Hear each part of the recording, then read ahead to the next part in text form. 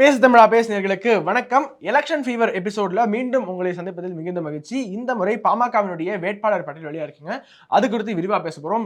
ஏன்னா தேசிய ஜனநாயக கூட்டணியில பாமகவிற்கு 10 தொகுதிகள் ஒதுக்கப்பட்டிருந்தது. அந்த 10 தொகுதிகள்ல 9 தொகுதிகளுக்கான வேட்பாளர் பட்டியலை வெளியிட்டிருக்கு பாமக.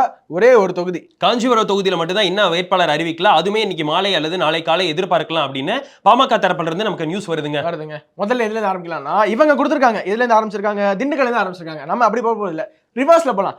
விழுப்புரத்துல இருந்து ஆரம்பிக்கலாம். அதனால ஏன் நாங்க விழுப்புரத்துல இருந்து ஸ்டார்ட் பண்றோம்னு பாத்தீங்கன்னா, எதுவுமே பாமகனா டாக்டர் ராமதாஸ் அவர்கள் இடத்துல இருந்தா தொடங்கும். டாக்டர் ராமதாஸ் அவர்களுடைய இடம் தைலாபுரம் வானூர் கான்ஸ்டிட்யூன்சி கீழ வருது. இந்த வானூர் தொகுதியை பாத்தீங்கன்னா இந்த விழுப்புரம் பாராளுமன்ற தொகுதிக்குட்பட்ட சட்டமன்ற தொகுதி தான். அதனாலதான் நாங்க இந்த விழுப்புரம் தொகுதியில இருந்து ஆரம்பிக்கிறோம். இன்னொரு முக்கியமான ஒரு விஷயம் இருக்கு. என்னன்னா இந்த விழுப்புரம் தொகுதி இருக்கு இல்லையா, அந்த விழுப்புரம் தொகுதியில தான் விழுப்புரம் சிதம்பரம் கட்சியான விசிகாவும் போட்டியிடுது. சோ அந்த விழுப்புரத்துல விசிகா வர்சஸ் பாமக அப்படிங்கிற ஒரு டஃப் ஃபைட் இருக்கு. ஆரம்பத்துல சிதம்பரம் தொகுதியில திருமாவளவன் அவர்கள் கண்டெஸ்ட் செய்ய போறதா அறிவிச்சிருந்தாரு.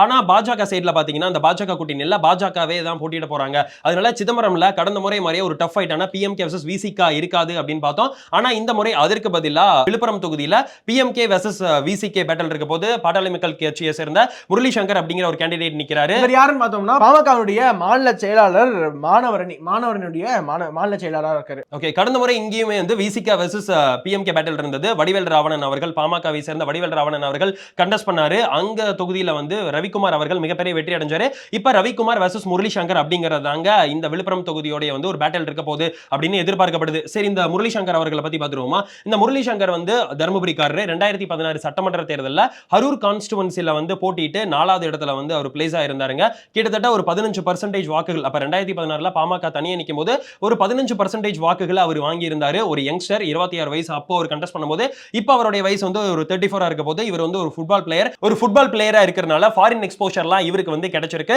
இப்ப ஃபுட்பால் கோச்சிங் பண்ணிட்டு இருக்காராம். ஃபுட்பால்னா என்ன? ஃபுட்பால்ங்கிறது ஒரு டீம் ஒர்க் தான். அதனால என்டிஏ அலையன்ஸ் என்ன மாதிரி ஒரு டீம் ஒர்க்கை பண்ணி இவரை அங்க ஒரு சில வாக்குகள் வாங்க வைக்கிறாங்க அப்படிங்கறத பொறுத்திருந்து பார்க்கலாம். ஓகே, விழுப்புரம் முடிச்சாச்சு. அப்படியே நம்ம சேலத்துக்கு வருவோம். சேலம் எதற்காக ஃபேமஸ்? மாம்பழம். சேலத்து மாம்பழமாக அங்க நிற்கக்கூடிய வேட்பாளர் திரு அண்ணாதுரை அவர்கள். அண்ணாதுரை அவர்கள் யாருன்னா முன்னாள் சேலம் தெற்கு மாவட்டத்தினுடைய மாவட்ட செயலாளர் பாமக. ஆரம்பத்துல இந்த சேலம் தொகுதியை பொறுத்த வரைக்கும் ஜி.கே. மணி அவர்களுடைய மகன் லைகா தமிழ்குமரன் அவர்கள் தான் போட்டியிடுவார் அப்படின்னு எதிர்பார்க்கப்பட்டது. ஆனா இன்னைக்கு வந்த நியூஸ் என்னன்னா அண்ணாதுரை அவர்கள் கண்டெஸ்ட் பண்ண போறாரா. யார் இந்த அண்ணாதுரை அப்படின்னு பாத்தீங்கன்னா 2016 சட்டமன்ற தேர்தலில் எடப்பாடி பழனிசாமி அவர்களை எதிர்த்து எடப்பாடி தொகுதியில கண்டெஸ்ட் பண்ண வருதாங்க இந்த அண்ணாதுரை. அப்பவே எடப்பாடி தொகுதியில கிட்டத்தட்ட 56,000 வாக்குகள் வாங்கி இருக்காரு. அது யாரு? அப்ப எடப்பாடி பழனிசாமி அவர்கள் சிட்டிங் எம்எல்ஏவா இருந்த போது கூட 56,000 வாக்குகள் அண்ணாதுரை அவர்கள் வாங்கி திமுகவை 3வது இடத்துக்கு தள்ளிட்டாருங்க. அங்கே கள்ளக்குறிச்சி வந்தோம்னா இப்ப சிட்டிங் எம்பியா இருக்கக்கூடிய பொன்முடி அவர்களுடைய மகன் யாரு? கௌதம் சிகாமணி அவருக்கு இப்ப சீட் கொடுக்கல. திமுக வேற ஒருத்தருக்கு சீட் கொடுத்துட்டாங்க. அப்படி இங்க ஒரு டஃப் ஃபைட் கொடுக்கக்கூடிய ஒரு வேட்பாளராக யார் இருக்காருன்னா திரு தேவதாஸ் உடையார் அவர்கள். அவர் யாருன்னா நாடாளுமன்ற முன்னாள் மக்களவை உறுப்பினர், அதாவது முன்னாள் எம்பி. இப்பொழுது பாமகவினுடைய மாநில துணைத் தலைவராக இருக்காரு. இவருக்கு தான் இந்த கள்ளக்குறிச்சி பாராளுமன்ற தொகுதி அப்படிங்கிறது ஒதுக்கப்பட்டிருக்கு. இந்த தேவதாஸ் அப்படின்னு சொல்லக்கூடிய நபர் 1996 சேலம் பாராளுமன்ற தொகுதியில போட்டியிட்டாரு.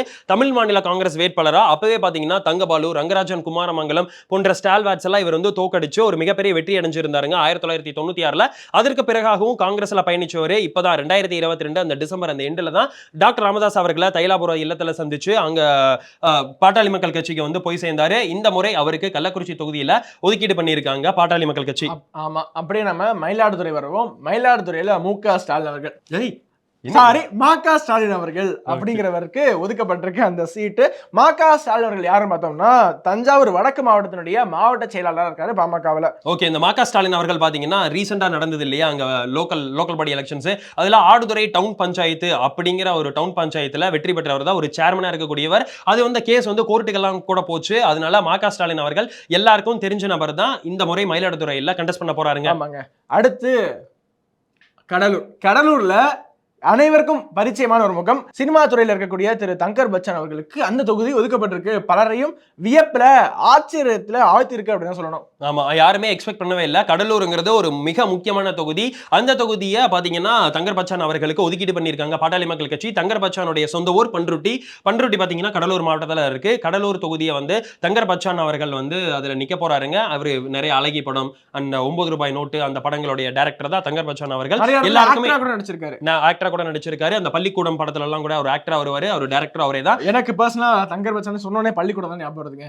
கண்ணுக்கு எட்ட தூரம் வரைக்கும் வேற எதுவுமே ஞாபகம் வர ஓகே, மாட்டேங்குது. ஒட்டுமொத்தமா தமிழ்நாட்டோட ஒரு நோன் ஃபேஸா இருக்கக்கூடியவர் தான் கடலூர் தொகுதியில கண்டெஸ்ட் பண்ண போறாங்க.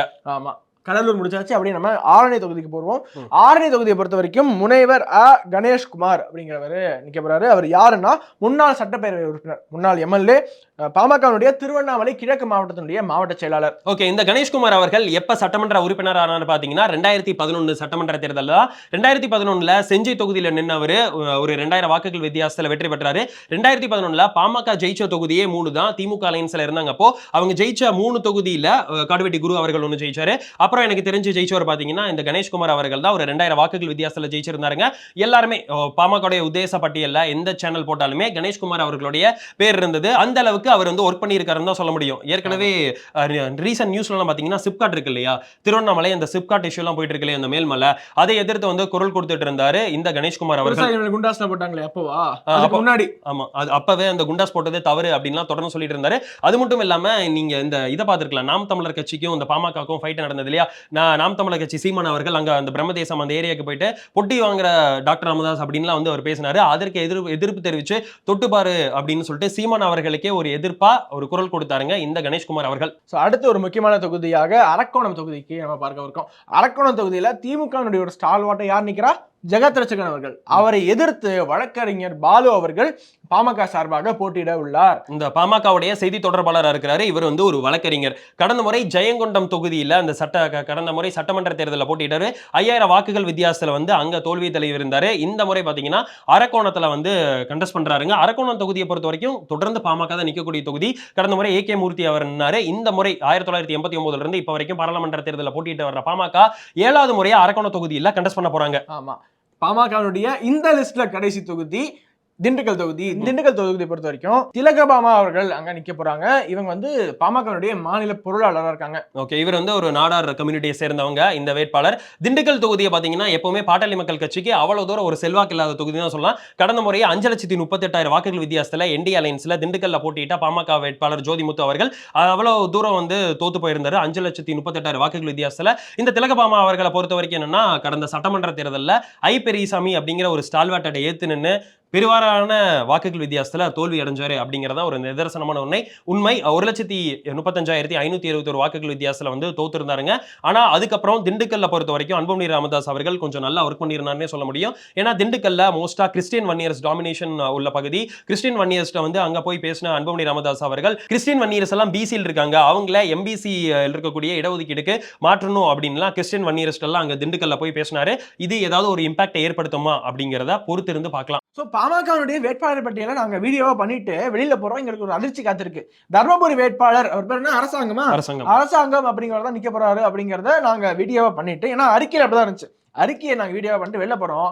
ஒரு அதிர்ச்சி காத்திருக்கு. இன்னொரு அறிக்கை பாட்டாளி மக்கள் கட்சியிட்ட இருந்து வந்திருக்கு. அந்த அறிக்கையில என்ன சொல்றாங்கன்னா, அரசாங்கம் அங்க அவர் நிக்க போறது இல்ல, அதற்கு பதிலா சௌமியா அன்புமணி அவர்கள் தான் அங்க கண்டெஸ்ட் பண்ண போறதா சொல்லிருக்காங்க. டக்குனு குண்டா தூக்கி போட்டாங்க. எங்களுக்கு என்ன பண்ண தெரியல. இது இப்ப வேற நாங்க போய் கரெக்டா கட் பண்ணி தூக்கி மேட்ச் பண்ணிலாம் பண்ணணும். ஏன்னா ஆரம்பத்துல எனக்கே ஒரு ஷாக்கா இருந்தது. அந்த 9 வேட்பாளர்கள் பட்டியல் வெளியிட்டப்பல சௌமியா அன்புமணி அவர்களுடைய பேரை காணமே தான் நினைச்சேன். ஏன்னா ஆரம்பத்துல இருந்தே சொன்னது சௌமியா அன்புமணி அவர்கள் இந்த முறை தேர்தலை கண்டெஸ்ட் பண்ணுவாங்க அப்படின்னு எதிர்பார்க்கப்பட்டதுங்க. 2019 பாராளுமன்ற தேர்தலே அவங்க கண்டெஸ்ட் பண்ணுவாங்க அப்படின்னு எதிர்பார்க்கப்பட்டது. லாஸ்ட் மினிட்ல அவங்க கண்டெஸ்ட் பண்ணலன்னு சொல்லிட்டாங்க. இந்த முறையாவது கண்டெஸ்ட் பண்ணுவாங்கன்னு நினைச்சேன். ஆனா பட் இல்லையே அப்படின்னு நினைச்சேன். பட் இப்போ அவங்க தான் கண்டெஸ்ட் பண்ண போறாங்களா அப்படிங்கிறது அதிகாரப்பூர்வமாக வெளியாகி இருக்கு. சோ இதுதாங்க பாமகவுடைய புத்தம் புதிய வேட்பாளர் பட்டியல். தர்மபுரியை பொறுத்த வரைக்கும் அந்த ஒரு விஷயத்தை மட்டும் சொல்லிக்கணும்னு நினைக்கிறேன். தர்மபுரியை பொறுத்த வரைக்கும் PMK உடைய வந்து ஒரு ஸ்ட்ராங்கான தொகுதின்னு சொல்லலாம். 1989 இருந்து இப்ப வரைக்கும் 9வது முறையா கண்டெஸ்ட் பண்ண போறாங்க. கடந்த முறை அன்புமணி ராமதாஸ் அவர்கள் தான் நின்னாரு. 2014 பாராளுமன்ற தேர்தலில் அன்புமணி ராமதாஸ் அவர்கள் அங்க நின்று வெற்றி பெற்றிருந்தாருங்க NDA அலைன்ஸ்ல. அதே அலைன்ஸ் தான் வந்து தொடருது. அப்போ BJP அலைன்ஸ் மட்டும்தான் 2019 அதிமுக சேர்ந்துருந்துச்சு. ஆனாலும் அவரால் ஜெயிக்க முடியல. 2014 பாஜக தான் அவங்க கை கொடுத்திருக்கு. பாமகவிற்கு பாஜக லாபம், பாஜகவிற்கு பாமக லாபம் அப்படிங்கிறது பொறுத்திருந்து பார்க்கலாம். பாஜகவுக்கு வந்து பாமக லாபமாகதா, பாமகவுக்கு பாஜக லாபமாகதா அப்படிங்கிறத பொறுத்திருந்து பார்க்கலாங்க. ஒன் ஆஃப் தி டஃபஸ்ட் ஃபைட்ஸா இருக்க போது நார்த் பெல்ட்ல பாஜக பிளஸ் பாமக கூட்டணி எதிர்த்து திமுக வர்சஸ் அதிமுக ஒரு மும்முனை போட்டி, டஃப்பான ஃபைட்டா இருக்க போது. இல்ல இப்ப எப்பவுமே வடமாவட்ட கட்சினா யார சொல்லுவாங்கன்னா பாட்டாளி மக்கள் கட்சி தான் சொல்லுவாங்க. இப்ப புதுசா வடமாவட்ட கட்சினா யார சொல்றாங்கன்னா திமுக தான். ஏன்னா திமுக சவுத்துல உள்ள 10 தொகுதிகள்ல 3 தொகுதிகளை மட்டும்தாங்க கண்டஸ்ட் பண்றாங்க. மீதி எல்லா தொகுதிகளையும் தங்களோட அலையன்ஸ் பார்ட்னர்ஸ்க்கு விட்டு கொடுத்துட்டாங்க. அதனால வடமாவட்ட கட்சியா இப்ப திமுகவும் பார்க்கப்படுது. அது மட்டும் இல்லாம இந்த திமுகவுடைய 21 வேட்பாளர்கள் பட்டியல் வெளியிட்டாங்க இல்லையா, அதுல 5 தொகுதியில 1 இயர் கேண்டிடேட்டா திமுக போட்டிருக்காங்க. அதுதான் வந்து எல்லாத்துக்குமே ஒரு ஷாக்கிங்கான ஒரு விஷயம். அரக்கோணமா இருக்கட்டும், வேலூரா இருக்கட்டும், ஜெகத்ரட்சகன் நிக்கிறாரு, கதிரானந்த் நிக்கிறாங்க, தர்மபுரியா இருக்கட்டும், சேலம்ல செல்வ கணபதியா இருக்கட்டும், ஒரு 5 1 இயர் கேண்டிடேட்ஸ் திமுக இறக்கியிருக்காங்க.